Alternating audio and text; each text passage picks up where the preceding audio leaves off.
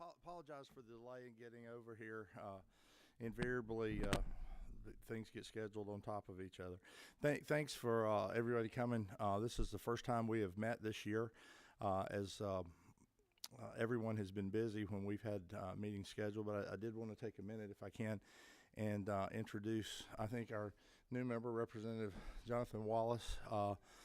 From over east of us here, by close to one of my favorite universities, the University of Georgia. We will give him all the credit for getting to the national championship game, unless the senior member of the delegation from over there, Representative Fry, may want to take some of that credit. So I'll let you guys wrestle over that later. Yeah, we did. We had a good record there. That was back in the early 1800s, was it not? Seriously, welcome aboard, and we'd let you share any a message if you'd like, or move right along. Well, thank you and welcome. Also, I want to over there in the corner. You guys might not have met yet, but we have a new person in our office. Emily Engel joins us and has been there just before session started, and Matthew is our intern for the session. So if you guys need anything from them, Mr. Chairman, yes, ma'am. if you need anything from me, because Emily, I'm her assistant. You are. Is there more? There must be more to that I need to find out. We will have to talk. Y'all should you should come by in the interest and meet Emily's cat that stays over in the office. She just it's an automated creature that it's very good. It keeps it going. Seriously, I want to thank everybody for coming. This is brief. We are going to do some work in the off session. I know that there will be there's an election or two out there that people are involved with, but I am convinced, and I know all the members of this committee are, that there's work to do for the state of Georgia in the interim. I have two documents that I want to show folks, and I did not print everyone a copy because being environmentally sound, we can look at it online. This is, again, you guys remember it each year, tax expenditures report. I would like us again this year to take a look at that report. Some folks over in the Senate have done some hearings last year relative to some tax expenditures, and there's actually a bill that came over from the Senate about 3 small expenditures that they wanted, that they wish to do away with, and that those will come forward, and we may or may not get a chance to do that. I am convinced in here there are additional items that we can address. I will also be sending you a link to this rather than a copy. So you'll get a link to this. You will also get a link to 3 bills that came over off the Senate Study Committee that Senator Albers did. We joke a lot of times about the other side and so forth, and that's all in good fun, but I think it's absolutely a good idea for us to use all 236 members, 56 of them and 180 of us, to look at the work they've done. And as those bills come forward, if they come forward out of Ways and Means, I would like members of this committee to take special attention to them relative to the process that they're asking for tax expenditures, tax credits, tax exemptions, and so forth, that we might use to apply. In summary, what they suggest, and I tend to agree with, is a more dynamic scoring mechanism for exemptions and expenditures. So if you would do that. The second thing, and if I could go over them both and then we'll take questions, is the second thing that I will send you a PDF of is a document that was shared at a panel that I co-presented at with the Reason Foundation, a gentleman named Len Gilroy, and he has done some great work for us at no cost to the state taxpayer, looking at our TRS system. Now, clearly, and for everybody that's watching us over the internet, we're not the retirement committee. Chairman Battles has the retirement committee. Retirement bills will go through the House.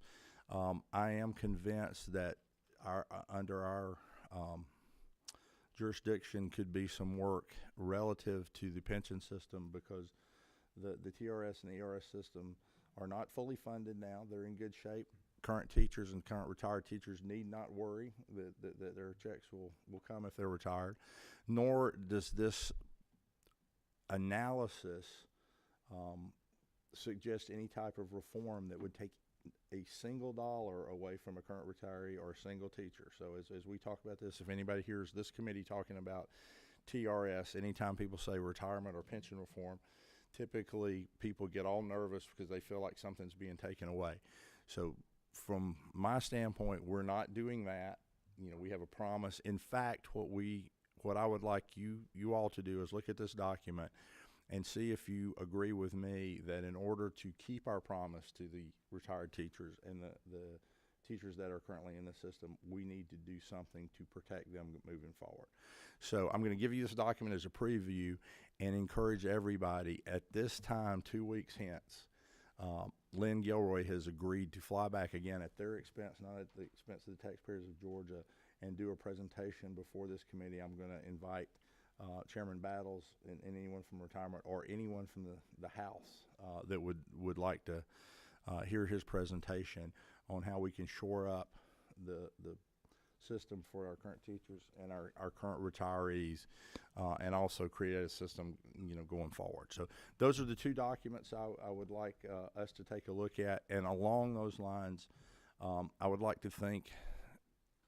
each of you to think about which, if any, you would be interested in working on in the interim. I'd like to break the committee up into at least two work groups, one focusing on the tax expenditure report, one focused or interested in the pension reform.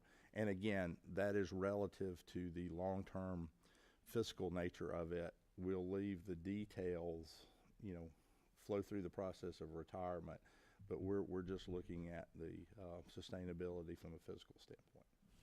Does that make sense? Does anyone have any questions? Yes, ma'am. Just let me push your button in case. I don't know if they have us online. What number are we? 18?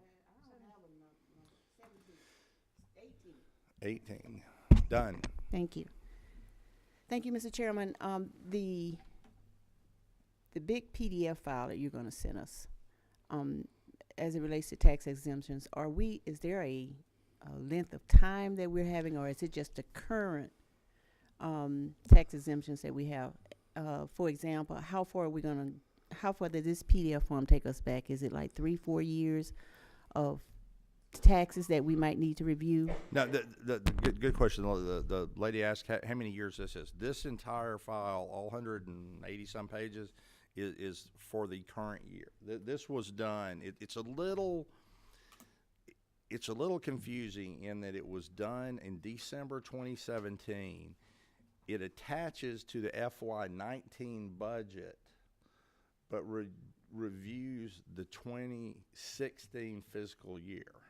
Say again. Yeah, that's what I thought. So it was reported out, and if you think about it, it was reported out in December 2017 for 16. But it was it was of the 2016 budget. Right. Right. Mm-hmm. It reported out in 17. Because, and it is attached to the 2019 budget document. That's what comes out. So this has a single year in it. For instance, I just opened to a page. It has an item, the low-income housing credit, and it has how much of that was used in FY17, how much is projected for FY18 and 19.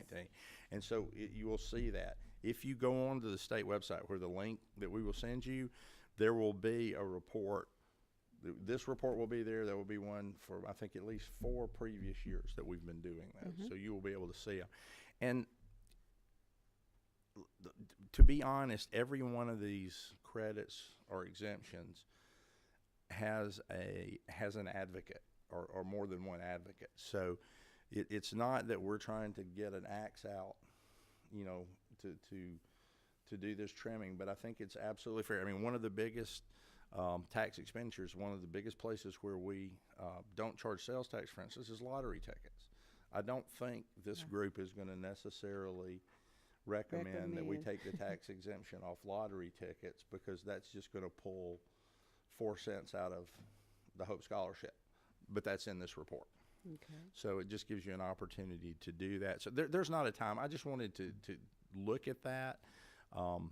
You know, if there's a particular area that you're interested in, they're divided up by sales tax, income tax, various types of the taxes. It gives you an opportunity to do that. We can have the state auditor come in and talk to that, if you guys would like to have him come in and touch base on that next week or the following. Yes, ma'am. And one more question, as it relates to the TRS, since I'm a member of that system. Yes, ma'am. And I thank you so much for not messing with it. I'm interested definitely interested in that committee. I Yes, know you ma'am. said you're going to divide it up into two. Yeah, well, we will. Yeah, and we will try to. You know, Yeah. I mean, if somebody's interested in both, if you're willing to do the work, we'll probably have the time for you. But just, I would like everybody to have this, and I don't want to take too much of Mr. Gilroy's splash away when he comes to make the presentation. But there's quite a bit of data in here, and this data is gleaned from our state records. This is not something that the Reason Foundation made up. This is where they pulled data from historical events.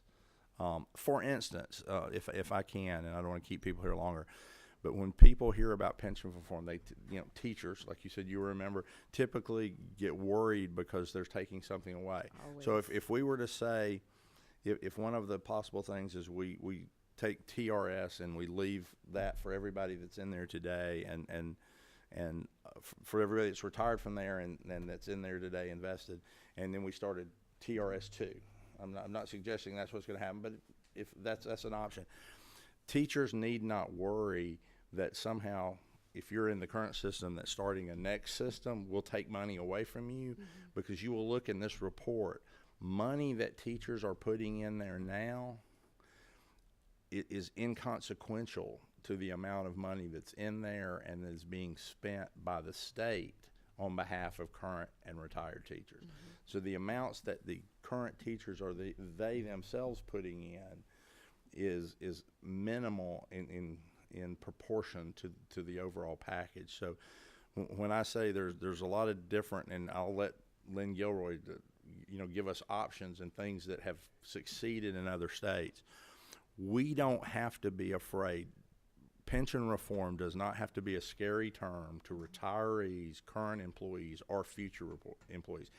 It's not going to be easy, and it's not completely painless, but it does not mean that there are going to be people that are going to lose things. We have a unique and a great opportunity with the economy doing as well as it is, to right the ship here and put this in a good place and protect the pensions of the currently retired and currently vested teachers. And so if we leave here with me, because I got an email or two when this was discussed in previous years from teachers that don't touch my plan.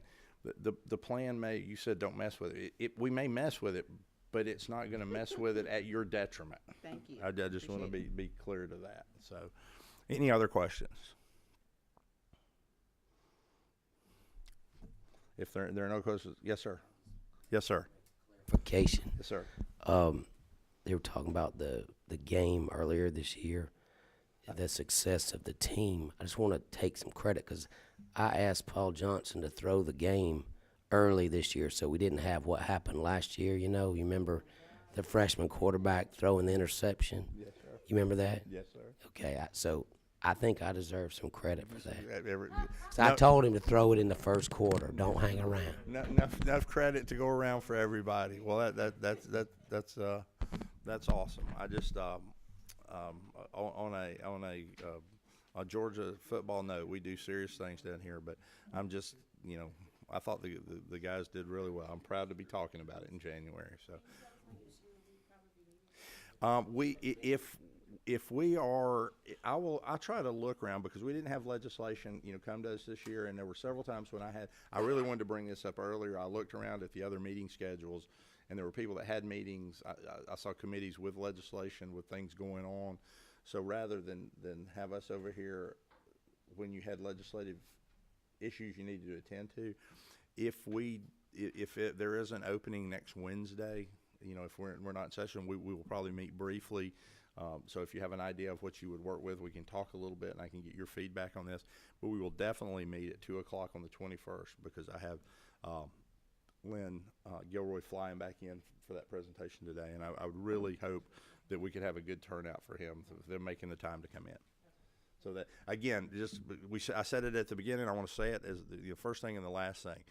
When I'm talking about, and when this gentleman does the presentation relative to pension solvency and pension reform, to the extent we're talking about the fiscal issues that face the state, and my focus and reason for doing it is to protect the promises made to the retired teachers and the current teachers. I just know the environment out there. When you start talking pension reform, people assume that means somebody loses something, and that is not what we're talking about here. And I think I would encourage, and in fact going to reach out to the folks that represent our educators and invite them down to hear this. I think they will be real surprised, and they will be very happy to hear that we're focused on and keeping those promises. If there's no further business before the body, I thank everybody for coming. I know you're very busy, so we'll stand adjourned if there's no further business.